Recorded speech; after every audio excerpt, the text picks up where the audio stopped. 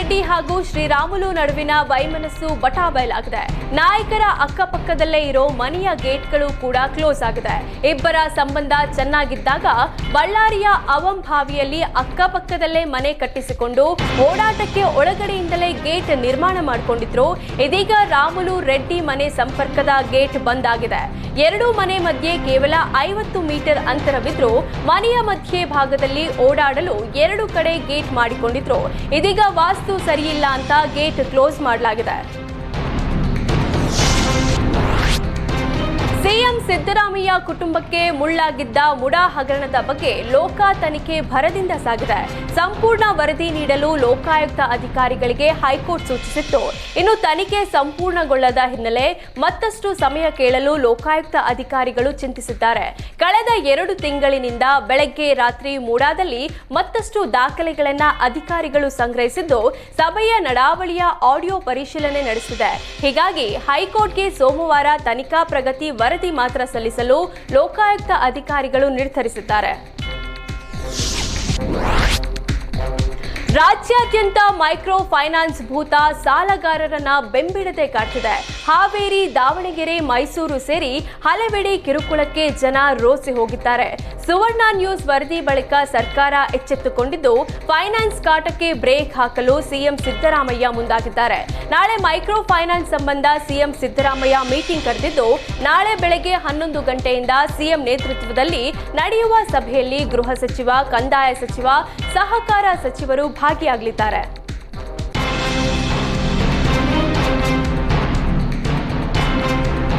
ರಾಜ್ಯಾದ್ಯಂತ micro finance ಕಂಪನಿಗಳ ಕಿರುಕುಳ ಹೆಚ್ಚಾಗ್ತಿದೆ. ಇದರ ನಡುವೆ ಸಾಲಗಾರರ ಕಾಟಕ್ಕೆ ಮಹಿಳೆಯೊಬ್ಬರು ಕಿಡ್ನಿ ಮಾರಿಕೊಂಡಿರುವುದು ಬೆಳಕಿಗೆ ಬಂದಿದೆ.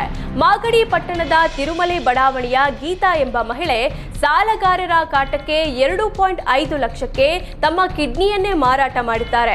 2 ವರ್ಷದ ಹಿಂದೆ ನಡೆದಿದ್ದ ಘಟನೆ ತಡವಾಗಿ ಬೆಳಕಿಗೆ ಬಂದಿದೆ.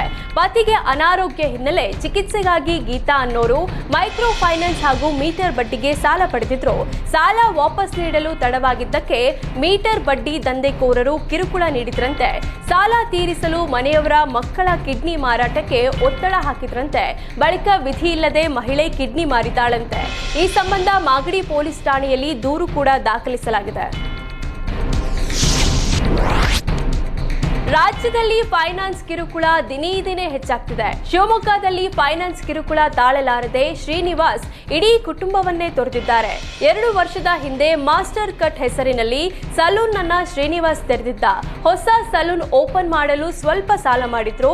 ಬಳಿಕ ಆ ಸಾಲ ತೀರಿಸಲು ಮೈಕ್ರೋ ಫೈನಾನ್ಸ್ ಬಳಿ ಸಾಲ ಪಡೆದಿದ್ರು. ಫೈನಾನ್ಸ್ಗೆ ಬಡ್ಡಿ ದುಡ್ಡು ಕಟ್ಟಿ ಶ್ರೀನಿವಾಸ್ ರೋಸಿ ಹೋಗಿದ್ರು. ಪೊಲೀಸರಿಗೆ ದೂರು ನೀಡಿದ್ರು. ಏನು ಪ್ರಯೋಜನವಾಗದ ಹಿನ್ನೆಲೆ ಇದೀಗ ಶ್ರೀನಿವಾಸ್ ಮನೆ ಬಿಟ್ಟು ಹೋಗಿದ್ದಾನೆ ಅಂತ ಪೋಷಕರು ಕಣ್ಣೀರು ಹಾಕ್ತಿದ್ದಾರೆ. ಅತ್ತ ಮಗ ಇಲ್ಲ, ಇತ್ತ ಸಾಲಗಾರರ ಕಾಟ ಅಂತ ಪೋಷಕರು ಗೋಳಾಡ್ತಿದ್ದಾರೆ. ಬೆಳಗಾವಿಯಲ್ಲಿ ಫೈನಾನ್ಸ್ ಸಿಬ್ಬಂದಿ 1 ತಿಂಗಳ ಬಾಣಂತಿ ಹೊರಹಾಕಿ ಮನೆ ಹರಾಜಿಗಿಟ್ಟಿರುವ ಘಟನೆ ನಡೆದಿದೆ. ಸಚಿವೆ ಹೆಬ್ಬಾಳ್ಕರ್ ಕ್ಷೇತ್ರದಲ್ಲೇ ಅಮಾನವೀಯ ಘಟನೆ ನಡೆದಿದ್ದು ಮೈಕ್ರೋ ಫೈನಾನ್ಸ್ ಕಾಟಕ್ಕೆ 1 ತಿಂಗಳ ಬಾಣಂತಿ ಕಣ್ಣೀರು ಹಾಕ್ತಿದ್ದಾರೆ. ಆಪ್ಟಾಸ್ ವ್ಯಾಲ್ಯೂ ಹೌಸಿಂಗ್ ಫೈನಾನ್ಸ್ನಲ್ಲಿ 5 ಲಕ್ಷ ಹಣವನ್ನ ಗಣಪತಿ ರಾಮಚಂದ್ರ ಲೋಹಾರ್ ಸಾಲ ಪಡೆದಿದ್ರು. ಅನಾರೋಗ್ಯ, ಮಗಳ ಹೆರಿಗೆ ಹಿನ್ನೆಲೆ ಕಳೆದ 6 ತಿಂಗಳಿನಿಂದ ಹಣ ಕಟ್ಟಿರಲಿಲ್ಲ. 7.5 ಲಕ್ಷ ರೂಪಾಯಿ ಒಂದೇ ಹಂತದಲ್ಲಿ ಕಟ್ಟಲು ಫೈನಾನ್ಸ್ ಸಿಬ್ಬಂದಿ ಒತ್ತಡ ಹಾಕಿದ್ದು ಏಕಾಏಕಿ ಮನೆಯನ್ನ ಜಪ್ತಿ ಮಾಡೋದಕ್ಕೆ 1 ತಿಂಗಳ ಬಾಣಂತಿಯನ್ನ ಬೀದಿಗೆ ಎಸೆದಿದ್ದಾರೆ.